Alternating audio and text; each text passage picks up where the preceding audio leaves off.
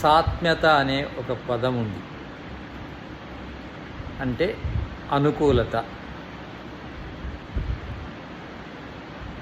శాస్త్రం ప్రకారము అనుకూలంగా ఉన్నదాన్ని సుఖం అంటారు, ప్రతికూలంగా ఉన్నదాన్ని దుఃఖం అంటారు. సుఖానికి దుఃఖానికి అర్థం ఇదే. ఏదైతే మనకు అనుకూలంగా ఉంటుందో అది సుఖాన్ని ఇస్తుంది, ఏదైతే ప్రతికూలంగా ఉంటుందో అది దుఃఖాన్ని ఇస్తుంది.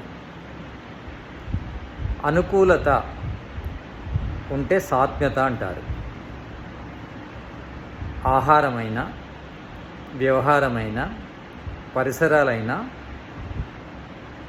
అనుకూలంగా ఉంటే సుఖం ఉంటుంది, సాత్మ్యత ఉంటుంది.